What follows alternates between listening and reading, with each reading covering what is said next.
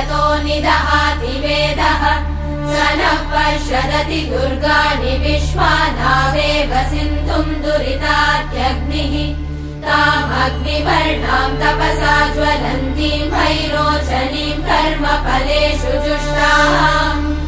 दुर्गाम् देवीगुम् शरणमहम् प्रपद्ये सुतरसि तरसे नमः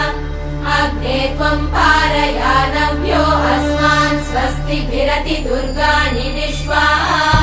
पूष्य पृथ्वी बहुला न उर्वी भवातोकायतनयाय